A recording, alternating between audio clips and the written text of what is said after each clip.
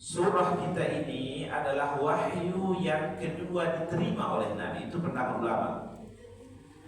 Wahyu yang pertama turun Iqra bismi rabbikal ladzi khalaq, Al-Alaq ayat 1 sampai 5. Wahyu yang kedua diterima oleh Nabi surah ini Nun wal qalami wa ma yasturun. Jadi Pak Bu, beda ya susunan tertib di dalam mushaf Al-Qur'an itu berbeda dengan susunan wahyu itu diterima oleh Nabi.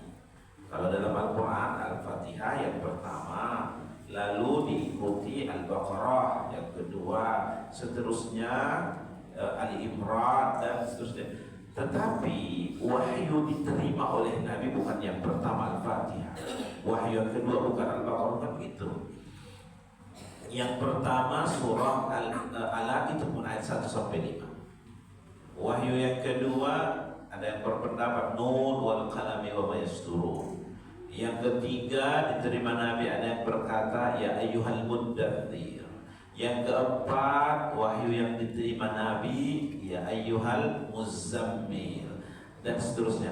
Bapak Ibu, jadi ayat-ayat itu turun sesuai dengan peristiwa-peristiwa yang terjadi, lalu masalah muncul perlu solusi, turun ayat menjadi solusi, hilang masalahnya.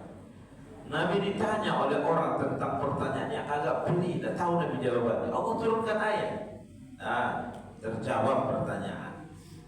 Jadi ayat-ayat itu turun memang ada kesan sehingga itu membekas dalam hati pendengar. Baik Bapak Ibu, selama lebih kurang 23 tahun komplit semua yang 114 surah itu, 6.000 sekian ayat itu, maka itu cukup lengkap selama 23 tahun. Bagaimana cara menghitungnya? Nabi mendapatkan wahyu pertama umur 40. Ya kan? Iqra bismi rabbikal ladzi itu turunnya diterima Nabi umur Nabi 40. Itu sebagai SK. Nabi Muhammad itu sebagai rasul, sebagai nabi. Buktinya turun wahyu pada dia. 13 tahun pertama itu Nabi berada di Mekah. Itulah namanya surah-surah ayat-ayat Makkiyah. Setelah 13 tahun ia pindah, namanya hijrah ke Madinah. Ayat-ayat surah-surah yang turun setelah Nabi berada di Madinah disebut dengan ayat-ayat surah Madaniyah. Nabi meninggal umur berapa? Umur 63 tahun. 63 tahun dikurang usianya 40 tahun, 23 tahun. Apakah masih ada ayat yang turun setelah Nabi meninggal? Oh, tidak ada. Maka total durasi turunnya wahyu Al-Quran itu kepada Nabi lebih kurang 23 tahun lebih kurang. Bapak Ibu yang dimuliakan Allah, wahyu yang pertama Iqra bismi rabbikal ladzi khalaq, khalaqal insana min 'alaq, Iqra wa rabbukal akram alladzi 'allama bil qalam, dia yang mengajari dengan pena. Disambut wahyu yang kedua ini Allah bersumpah dengan pena, Nun wal qalami wa ma yasturun, gitu. Demi pena dan apa yang mereka tuliskan. Bapak Ibu, kalau wahyu yang pertama itu bukti Nabi itu menjadi Rasul, buktinya turun ayat pada dia. Maka wahyu yang kedua ini, untuk apa Nabi itu turun? Sebagai konsideran untuk apa Nabi itu diutus, maka adalah diterangkan pada surah Qalam ini untuk memperbaiki akhlak, budi pekerti manusia. Maka di antara ayat nanti di dalam surah ini menerangkan bahwa Nabi kita Nabi Muhammad itu paling mulia akhlaknya. Innaka la'ala khuluqin azim. Karena tugas Nabi itu seperti yang ia katakan dalam sabdanya, innama bu'istu liutammima makarimal akhlak. Aku itu tidak diutus kecuali memperbaiki akhlak. Bapak Ibu, mungkinkah ia akan memperbaiki akhlak umat yang jahiliyah minta ampun luar biasa, lalu ia akhlaknya bobrok? Oh, tidak mungkin. Maka contoh dari kemuliaan akhlak itu adalah Nabi Muhammad Rasul SAW. Pak Bu, Nabi kita Nabi Muhammad modal utamanya menjadi Rasul sekaligus juga pemimpin di Madinah, pemimpin kaum muslimin. Modal utamanya adalah kemuliaan akhlak. Kemuliaan akhlak. Dan itu dikaitkan, Pak, nanti sebentar lagi kita pemilihan ya. Maka modal utama yang harus kita lihat calon-calon ini bagaimana akhlaknya. Saya tidak suruh pilih yang ini, tidak. Bapak Ibu cerdas-cerdas semuanya. Udah ada Pak Ustaz. Nah, gitu ya. Atau jawabannya, semuanya akhlaknya bagus Pak Ustaz. Dari semua yang bagus itu ada yang paling bagus tuh. Nah, gitu. Kalau kita disuruh memilih rancak aja yang paling rancak. Bagus, pilih yang paling bagus. Nah, aduh Pak Ustaz, susah. Bagus buruk asalnya punya riwayat. Masalahnya itu. Bapak Ibu, kalau kita menemukan buruk jelek, pilih yang paling sedikit kejelekannya. Ayo tetap memilih, tidak boleh memilih. Tetap memilih. Bapak Ibu yang dimuliakan Allah, dari yang jeleknya mana yang paling kecil kejelekannya? Gitu. Bapak Ibu hadirin sekalian, kita lanjutkan ayat kita ya. Jadi Nabi Muhammad punya modal untuk ia dipilih oleh Allah dan punya modal untuk menjabat sebagai Rasul utusan. Dia punya modal kemuliaan akhlak. Oleh karena itu Allah Subhanahu wa taala mengawali firman-Nya, Nun wal qalami wa ma yasturun. Ada yang berkata, Nun itu Pak Bu, itu adalah tinta, karena setelah itu Allah bersumpah dengan pena. Kawannya pena ya tinta, Nun itu tinta. Ada yang berkata begitu. Pendapat yang kedua, Nun itu ikan nun yang dulu pernah Nabi Yunus masuk ke dalamnya selamat. Bapak Ibu pernah pengalaman masuk ke dalam perut ikan selama istilah itu? Kalau ikan masuk ke perut ikan, beda, bukan beda seketek itu Pak, beda banyak ya. Ayo, lalu masuk ke perut ikan lagi Pak. Kalau kita masuk ke perut ikan, ada pengalaman. Selama itu kita selamat pula diterkam oleh ikan, selamat pula. Mungkin tidak pengalaman kita yang berpengalaman Nabi Yunus. Ikan itu diberi nama dalam Quran Wazannun, ikan nun. Ada yang berpendapat begitu. Ada pendapat yang ketiga, Pak Bu, perkataan nun itu sama seperti Bapak Ibu berjumpa dalam ayat-ayat Quran kalimat-kalimat yang terpotong. Ahruful muqatta'ah itu bahasa tafsirnya. Seperti Alif Lam Mim, seperti Alif Lam Ra, Yasin, Kaf Ha Ya Ain Shad. Apalagi Alif Lam Ra, ya Yasin. Jadi ini mayoritas para ulama tafsir berkata Allahu a'lam bi muradi. Allah yang paling tahu tentang maksudnya. Pak Bu, bukan berarti tidak ada maksud. Kalau ada ayat Quran diturunkan sia-sia, tidak ada artinya. Ini tentu tidak sesuai. Allah itu menurunkan ayat pasti ada maknanya. Tidak ada perbuatan Allah itu yang sia-sia Bapak Ibu. Maksud ulama, akal pikiran mereka tidak sampai untuk menggapai apa sebenarnya di sebalik itu. Tapi yang pasti begini Pak, ini kan bahasa Arab, tidak familiar di telinga orang Arab. Alif Lam Mim, Alif Lam Ra, Nun, tidak familiar. Jadi yang tadinya sedang masak, tadinya sedang kerajo, tadinya mungkin fokusnya pada yang lain, lalu pikirannya fokus pada sumber suara. Gitu. Kenapa? Karena kalimat-kalimat setelah Alif Lam Mim, Alif Lam Ra, Nun, ada berita penting nih. Jadi membuka fokus pendengar. Alif Lam Mim, zalikal kitabu la raiba fihi. Ingat ya, itu Quran, itu kitab itu enggak ada keraguannya di dalamnya. Itu jadi dengan kalimat Alif Lam Ra tadi itu membuat fokus pendengar yang mengarahkan pusat perhatiannya kepada sumber suara. Ya, tapi mayoritas ulama mengatakan Allahu a'lam bi muradi, Allah yang paling tahu tentang maksudnya. Bukan tidak ada maksud, ada maksudnya. Tapi ulama-ulama akhir-akhir ini Pak mengatakan begini, Nun itu kan salah satu huruf dari alfabet bahasa Arab. Alif, ba, ta, ada salah satu huruf Nun. Allah sebenarnya ingin menantang musyrikin Mekah. Pak Bu, ketika ayat ini turun, musyrikin Mekah itu banyak yang hebat-hebat tuh soal bahasa, sastra. Mereka ini orang yang piawai buat syair-syair. Itu di antara rasionya Pak, kenapa Allah memberikan mukjizat kepada Nabi Muhammad itu Al-Qur'an. Mukjizat itu apa tujuannya?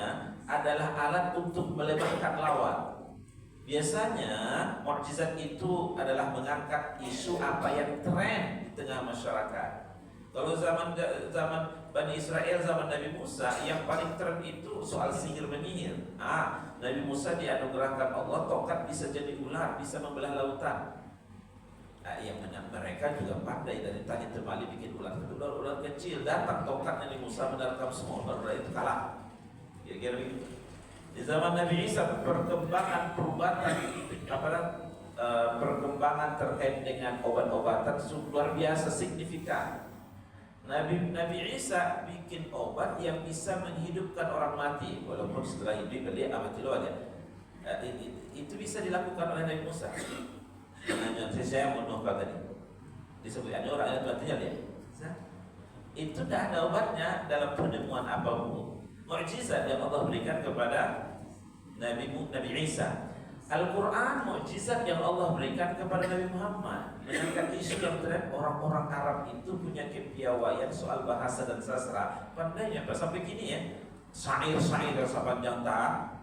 Sama juga orang dulu pepatah, petiti, itu banyak sekali. Jadi setiap Sabtu pagi tradisi orang di Arab itu menampilkan syairnya di pasar Uqas dan memberikan hadiah atau ya balasan itu yang bagus syair.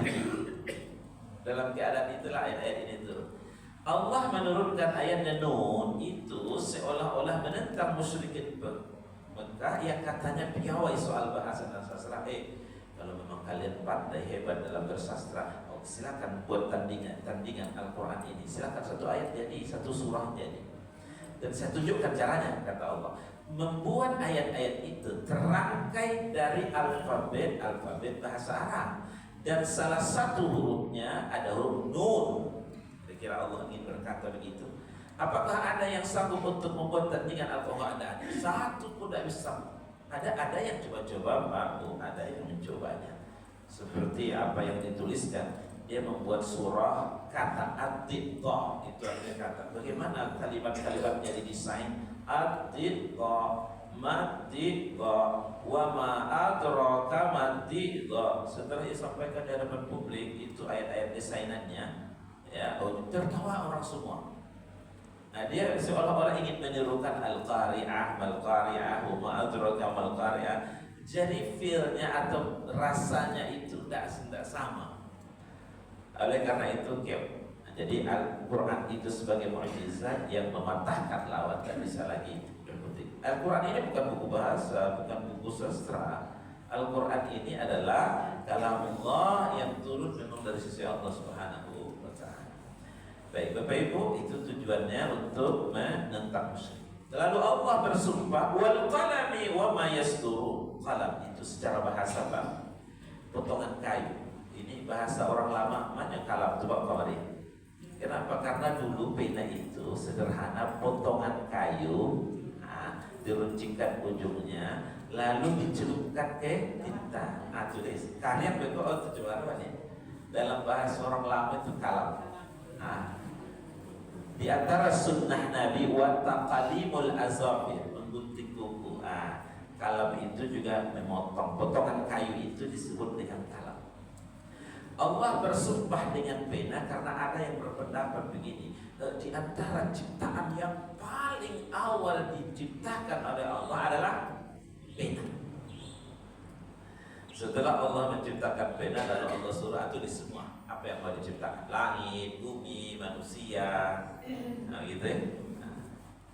Allah bersumpah, tapi ada pendapat lain. Begini Pak, kalau wahyu yang sebelum datangnya wahyu pertama itu yang memusuhi Nabi masih di belakang layar, mencemooh Nabi banyak tapi masih di belakang layar. Ini kan Nabi sudah jadi Rasul, buktinya turun pada dia wahyu. Yang mencemooh, yang mencerca, mencela Nabi sudah di depan layar. Jalan-jalan lain. Berjelas-jelas.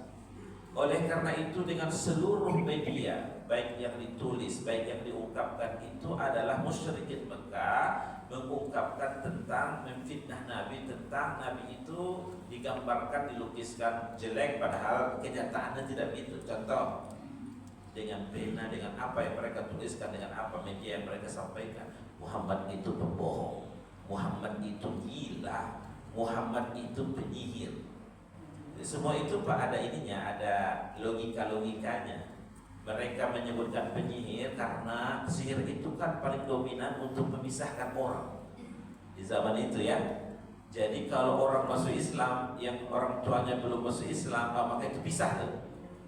Maka mereka katakan ini tepat, Muhammad itu penyihir. Bapak Ibu yang dimuliakan Allah Subhanahu wa taala, karena Nabi datang dengan membawa risalah, itu berbeda dengan tradisi nenek moyang. Kalau nenek moyang mereka adalah menyembah Lata, Uzza, menyembah patung di dekat Ka'bah itu, Nabi tidak.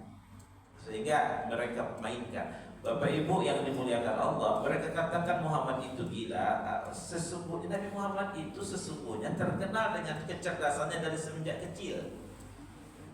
Nabi Muhammad itu terkenal dengan kemuliaan akhlaknya, dipercaya sehingga digelar dengan Al-Amin. Itu bukan setelah dia jadi Nabi saja. Jauh sebelum dia jadi Nabi sudah memang terkenal Pak Bu dengan kejujurannya, dengan amanahnya. Jadi kenapa musyrikin Mekah menempelkan label negatif itu pada Nabi?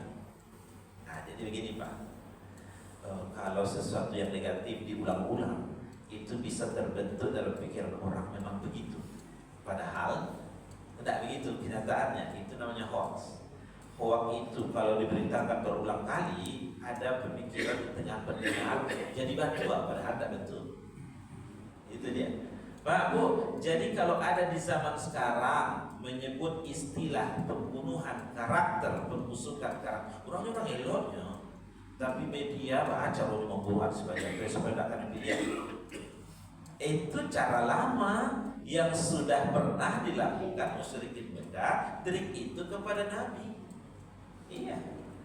Nah, sehingga Bapak Ibu sekalian, Allah bersumpah demi pena dan apa yang mereka tuliskan, baik yang negatif yang dilabelkan pada Nabi, itu Allah lihat. Makanya kan belum banyak pengikut Nabi waktu itu. Nabi baru diangkat menjadi Rasul, pilih baru beberapa orang saja yang mengikuti Rasul. Maka Allah Subhanahu wa taala ikut hadir mengcounter isu itu dengan menurunkan ayat yang kedua. Apa firman Allah yang kedua? Ma anta bi ni'mati rabbika bimajnun. Tidaklah engkau wahai Muhammad dengan anugerah nikmat yang Allah berikan padamu, engkau bukan orang gila.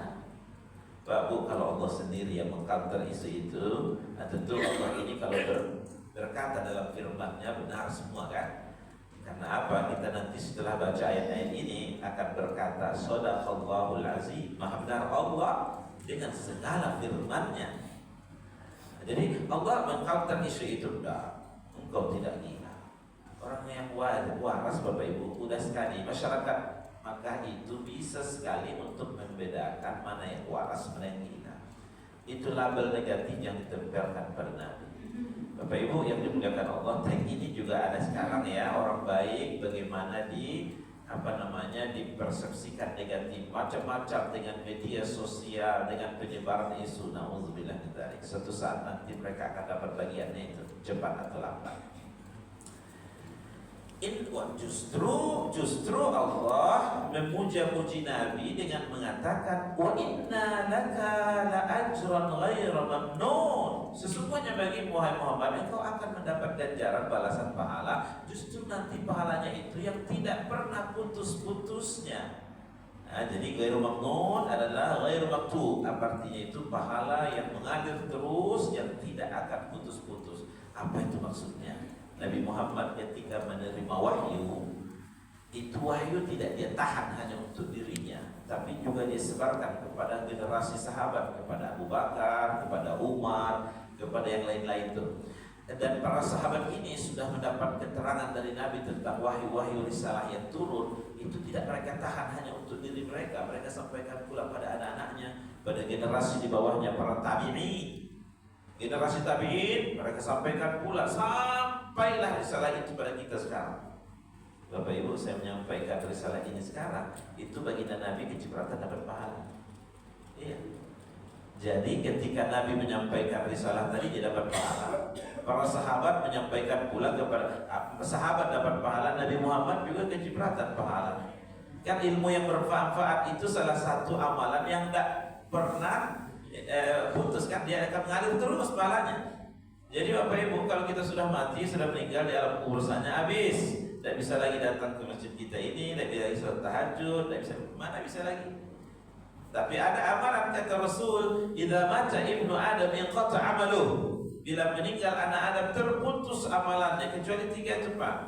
Sedekah jariah, sedekahnya masih bermanfaat, mengalir terus pada dia pahala. Yang kedua, ilmu yang bermanfaat. Nah, jadi ilmu yang bermanfaat, mungkin Bapak Ibu pernah jadi guru, pernah mengajar, kalaupun tidak guru tapi mengajarkan yang baik-baik, lalu itu diamalkan orang, mengalir terus pahalanya, bonus seperti bonusnya mengalir terus. Kemudian yang ketiga, anak-anak soleh yang selalu mendoakan orang tuanya. Pak, Bu, anak-anak kita yang soleh-solehah itu menjadi aset yang sangat penting untuk berkontribusi mengantarkan pahala kepada kita. Kalaupun kita sudah tiada, sudah meninggal dunia, tidak lagi berjamaah ke masjid ini, ada di dalam Quran itu ngalir.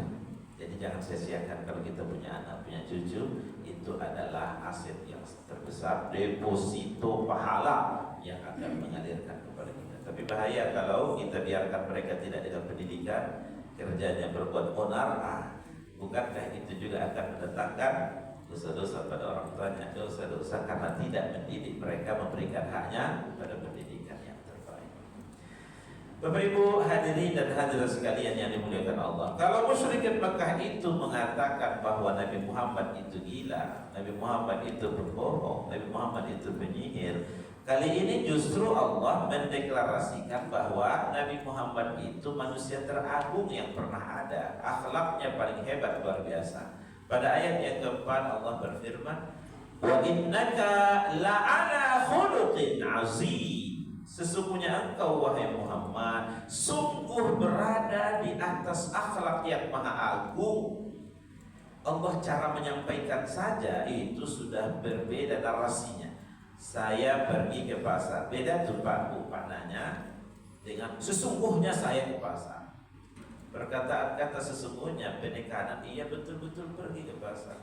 Nabi Muhammad itu berakhlak mulia, itu normatif. Sesungguhnya Nabi Muhammad, kalau kalimat sesungguhnya itu taukid, ya menegaskan bahwa Nabi Muhammad itu betul-betul. Nah, cara menyampaikannya saja sudah kelihatan bahwa Allah Subhanahu wa taala menyampaikan penekanan memang Nabi Muhammad itu makhluk manusia yang termulia akhlaknya. Sehingga Ibunda Aisyah itu pernah ditanya, Bapak Ibu, tolong terangkan Aisyah pada kami bagaimanakah akhlak baginda Nabi Muhammad itu. Enteng saja dia menjawab, tapi mencakup seluruh akhlak Nabi itu. Karena akhlakuhu Al-Quran, adalah akhlak Nabi itu Al-Quran. Seluruh nilai kebaikan al-haq yang ada dalam Quran itu terpatri dalam kehidupan jiwa dan diri baginda Nabi. Sehingga Pak Bu, tidak akan ada orang masuk surga dari umat manusia ini kecuali Nabi Muhammad terlebih dahulu masuk surga. Ada di depan kita ini Nabi Muhammad, Allah dan Muhammad. Kenapa Nabi Muhammad saja, kita pernah Adam, Idris gitu ya? Tidak apa namanya? Tidak iri itu nabi-nabi yang lain, kok Nabi Muhammad saja. Bapak Ibu, itu ada ayat hadis qudsinya. Nabi Adam ketika di Lauhul Mahfuz melihat itu. Padahal Nabi Muhammad belum ada ya. Nabi Muhammad sudah disebutkan dalam Taurat, dalam Injil, nabinya belum ada, belum lahir. Tapi Nabi Musa, Nabi Isa sudah tahu bahwa Nabi Muhammad itu sudah diterangkan dalam Taurat dan Injil. Nabi Adam di Lauhul Mahfuz dia melihat. Dia Nabi Muhammad memang tertera begitu. Makanya kenapa ada itu? Kemuliaan yang Allah berikan pada Nabi Muhammad SAW, Nabi kita itu. Lalu ia dipersepsikan sebagai gila, pembohong, tidak berdasar. Sungguh mereka tidak mengetahui tentang diri baginda Rasulullah SAW. Bapak Ibu hadirin dan hadirat sekalian yang dimuliakan Allah, kalau kita berbicara tentang akhlak Nabi, dan cukup waktu Bapak Ibu, tapi beberapa ulasan lah gitu ya. Nabi itu kalau soal pemimpin dia berkata begini, jangan minta jabatan ya. Kalau yang minta jabatan ada masalah, dapat di jabatan itu ada masalah, Allah tidak akan bantu. Tapi kalau dia tidak minta jabatan, dipilih oleh orang, diusulkan, dia jalankan amanah itu dengan baik, kalau ada masalah dia, Allah hadir untuk membantu. Bapak Ibu yang dimuliakan Allah, Ustaz, kalau pemimpin yang menurut Nabi itu bagaimana akhlaknya sih? Bapak Ibu, kepemimpinan itu amanah. Jadi kalau dia dapat amanah, jangan sia-siakan amanah. Kalau ada yang menyia-nyiakan amanah, itu tidak cocok, tidak layak untuk dididik. Bapak Ibu yang dimuliakan Allah, pemimpin itu adalah pelayan. Melayani masyarakatnya, melayani umatnya, itu pemimpin. Itu sesuai dengan akhlak yang ditunjukkan baginda Nabi Muhammad. Sehingga Bapak Ibu sekalian, kemuliaan akhlak Nabi yang diagungkan dalam ayat ini, itu Pak bukan hanya dihormati oleh sahabat dan temannya, tapi diapresiasi oleh musuh dan lawannya sendiri. Musuh pun angkat tangan. Bahkan sampai sekarang, kalaupun ada orang yang meneliti tentang Nabi Muhammad itu, tapi mana meneliti dengan jujur, fair, objektif, bukan dikedepankan hasad, iri dan dengki, bukan itu, maka insya Allah dia akan menemukan sosok Nabi Muhammad, manusia teragung yang pernah ada. Tidak ada tandingannya, dan itu telah dibuktikan oleh para peneliti. Ada Major Hart namanya, peneliti dari Prancis. Dia temukan, dia susun dengan rapi, ada 100 tokoh-tokoh terkenal dunia. Dia satu persatu dia ulas. Tibalah membahas tentang kepribadian Nabi. Dia mengatakan dari 100 tokoh yang dibahas ini, tidak ada satu pun yang paling hebat kecuali Nabi Muhammad. Dia bukan beragama Islam. Ada Marcus Dodd ini adalah peneliti dari Amerika yang ia dari segi memperbandingkan agama, perbandingan agama, ia menemukan Nabi Muhammad adalah satu-satunya yang tidak ada tandingannya dengan yang lain. Siapa lagi? Thomas Carlyle. Thomas Carlyle ini dari segi kepahlawanan Nabi, dia pemimpin, dia panglima. Biasanya Pak di kantor-kantor saya ragukan memainkan strategi. Tidak, dalam peperangan dia terdepan, berada di paling depan berhadapan dengan musuh. Tidak ada tandingannya kalau soal kepahlawanan baginda Nabi Muhammad SAW itu. Sehingga ya, masya Allah. Bapak Ibu hadirin dan hadirat sekalian yang dimuliakan Allah Subhanahu Wa Taala, ya sampai-sampai pernah kita dengarkan kisah seorang Abu Bakar itu ingin melanjutkan amalan Nabi karena Nabi meninggal, dan jangan sampai terhenti amalannya karena meninggalnya Nabi. Kita lanjutkan. Lalu ditanya kepada Aisyah, wahai Aisyah, apakah amalan Nabi yang tidak pernah absen dia lakukan? Kita lanjutkan. Kalaupun dia meninggal, kita lanjutkan amalannya. Apa kata Aisyah? Ya, setiap hari tidak pernah alpa dia untuk mengantarkan susu dan roti ke pasar sana. Di situ Pak Bu ada orang tua buta yang beragama Yahudi. Kerjanya minta-minta, namanya betul kan. Tapi mohon maaf, mulutnya agak kotor Pak, kotor kumuh. Selalu mengata-ngatai Nabi seperti kaset yang diputarkan. Dia selalu di pojok pasar itu mengata-ngatai Nabi. Muhammad itu gila, Muhammad itu pembohong itu. Suatu ketika Abu Bakar datang mempersiapkan susu dan roti seperti yang biasa disiapkan oleh Nabi. Lalu sampai dia ke tempat itu, dia dalam keadaan nangis kelaparan, mungkin sekian lama tidak dapat makan. Lalu dikasih oleh Abu Bakar. Lalu dia berkata, makanlah, minumlah. 5 menit, 10 menit, tak mau ibu itu minum. Lalu ditanya, ada apa? Dijawab oleh ibu, yang mengantarnya tidak begitu ngasihnya pada saya. Ditanya Abu Bakar, bagaimana yang mengantar itu? Dia celupkan rotinya itu dengan tangannya ke dalam susu tadi. Lalu dengan tangannya dia masukkan itu roti ke mulut saya. Romantis itu. Sehingga karena memang tujuan Abu Bakar mencontoh meneladani Nabi, ingin melanjutkan apapun yang diinfokan Nabi melakukan itu, dia kerjakan oleh Abu Bakar. Dilakukan seperti yang tadi dibilang. Selesai. Singkat cerita, selesai minum roti, susunya dimakan roti. Lalu Abu Bakar bertanya, tahukah kamu siapa selama ini yang mengantarkan susu dan roti itu pada? Oh, tidak tahu. Saya tahunya hanya apa yang diberitakan orang pada saya. Mata saya buta, tidak ada bisa mengetahui apa-apa. Lalu Abu Bakar mengatakan, itulah dia orangnya yang kau kata-kata itu. Dia gila, dia pembohong, itu dia orang. Terkejut ibu ini, tidak menyangka dia kalau begitu mulianya akhlaknya. Lalu dia bertanya, di mana dia sekarang? Dia sudah mati, dia sudah meninggal dunia. Menangis, kembali menangis ibu tadi dan berkata, tidak kuduga kalau begitu akhlaknya. Lalu di saat yang sama ia mengucapkan, asyhadu an la ilaha illallah wa asyhadu anna muhammadar rasulullah. Jadi kira-kira kalau ibu pak setiap cemewah, setiap mengatakan tewa, setiap hari watar lo susu tinyo, watar lo bakwan, watar lo pisang. Memang beda kita dengan Nabi. Oleh karena itu Allah memuji Nabi Muhammad, wa innaka la'ala khuluqin azim. Itu nyata real. Betul-betul seperti itu. Mulianya akhlak Rasul itu, Masya Allah. Nah, jadi Bapak Ibu sekalian, jadi kemuliaan akhlak inilah yang menjadi magnet terbesar sehingga alhamdulillah berapa miliar sekarang kaum muslimin. Luar biasa, sekian miliar. Itu gara-gara akhlak. Yang membuat kami itu tersanjung waktu kuliah di Mesir itu, Pak. Datang seorang dosen menyampaikan kepada kami, Profesor Syekh yang luar biasa, tahu nggak kalian orang Indonesia, Islam itu datang ke negara kalian tidak dengan perang. Sebelumnya kalian itu adalah animisme, kepercayaan. Itu mayoritas kita dulu Bapak Ibu. Datanglah pedagang dari Gujarat, pedagang dari Yaman, yang mereka berinteraksi dengan senyum. Kalian itu ditaklukkan dengan agama Islam hanya dengan senyum. Senyum menggalai orang itu sudah jadi makan.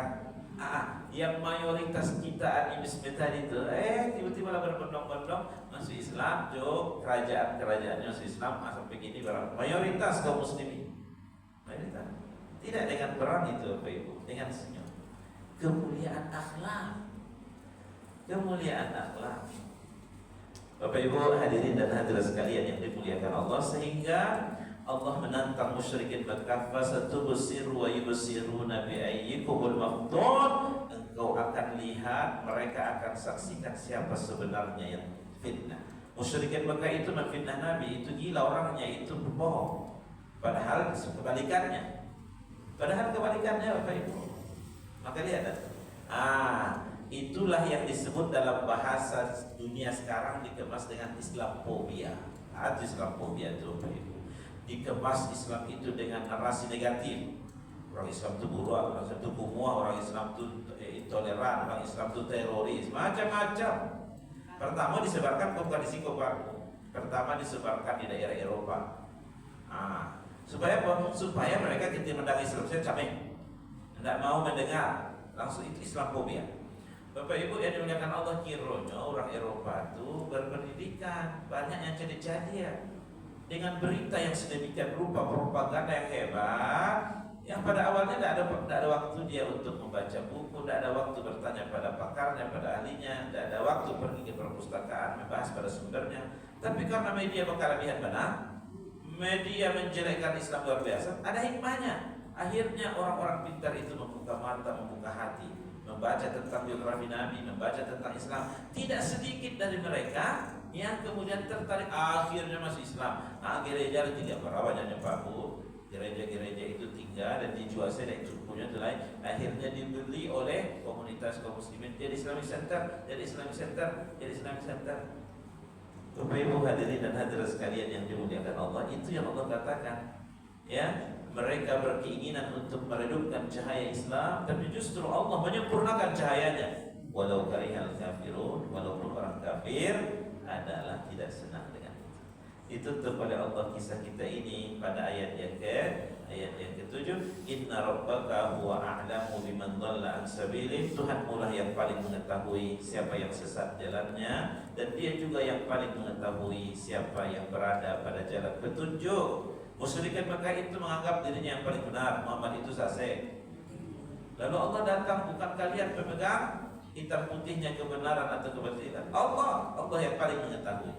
Allah ingin mengatakan Nabi Muhammad itulah jalan yang benar, yang berada dalam jalan petunjuk hidayah, sementara musyrikin Mekah itulah jalan yang sesat. Itu yang Allah ingin katakan. Bapak Ibu, ini ayat ingin menerangkan pada kita jangan klaim kebenaran secara sepihak. Awas yang batua, yang lain sadonya adalah masuk neraka, itu tidak boleh. Yang benar itu apa yang benar menurut Allah, yang salah yang batil itu apa yang salah menurut Allah, baik dalam Al-Quran maupun dalam Sunnah Nabi Muhammad SAW. Dapatlah kita simpulkan Bapak Ibu ya. Yang pertama, kalau Bapak Ibu jadi pemimpin, jadi ketua RT, ketua RW, jadi anggota dewan, jadi pilkada, modal utama yang harus dimiliki apa Bapak Ibu? Kemuliaan akhlak. Ada, ya kan? Kalau tidak berakhlak, ada usaha lain. Gitu. Bapak Ibu yang dimuliakan Allah, Nabi kita Nabi Muhammad. Poin yang kedua, contoh kemuliaan akhlak, role model yang paling hebat Nabi Muhammad. Tidak usah cari jauh-jauh. Tidak usah cari teladan yang jauh-jauh, yaitu contohlah Nabi Muhammad dalam memimpin. Dia memimpin itu kan, ayah bagi anak-anaknya, suami bagi istri-istrinya. Sadonya teladan, bukan suami sembarangan, bukan ayah sembarangan. Teladan. Dia termasuk pemimpin yang dia tidak hanya dipuja-puji sahabatnya, tapi juga diapresiasi oleh musuh dan lawan-lawannya. Jadi kalau mencari pemimpin, tidak ada yang sama jadi Rasulullah dan Pak Ustaz. Itu tadi yang mendekati. Kalau sadonya ranca, paling ranca akhlaknya. Berikutnya yang kedua Bapak Ibu sekalian, itu tadi ya contohnya jangan jauh Nabi Muhammad SAW. Yang ketiga Bapak Ibu sekalian, pasti kalau kita membawa kebenaran ada penantang-penantangnya. Nabi Muhammad juga ada tentangannya, biasa itu. Kemudian yang keempat adalah jangan klaim kebenaran itu kita saja yang punya. Orang saya nutu masuk neraka tuh, saya nutu sase, saya nutu bid'ah. Kalau itu Pak, itu karena tuh kami sama-sama saudaraku. Saya olah-olah kakek nenek moyangnya pemegang kunci surga, itu tidak boleh. Tidak boleh seperti itu. Kalaupun kita percaya diri, kita diantara yang paling baik, mungkin bahasa yang tidak berada sopan. Apa itu? Mudah-mudahan kita salah satu di antara yang mendapatkan hidayah petunjuk itu. Tidak tersuka orang. Bapak Ibu hadirin sekalian yang dimuliakan Allah, mudah-mudahan 4 poin ini menjadi modal dasar kita yang nanti dalam memilih. Insya Allah jangan sampai tidak ikut Bapak Ibu, karena Nabi Muhammad mengatakan 3 orang saja berjalan, harus kita pilih satu pemimpinnya. Apalagi negeri kita yang besar ini, harus kita cari pemimpin yang terbaik. Insya Allah mudah-mudahan itu bentuk satu ikhtiar kita untuk mencari pemimpin yang terbaik, yang cocok layak untuk kita takut dengan Allah dan mencintai kita sebagai rakyatnya. Wabillahi taufiq wal hidayah. Assalamualaikum warahmatullahi wabarakatuh.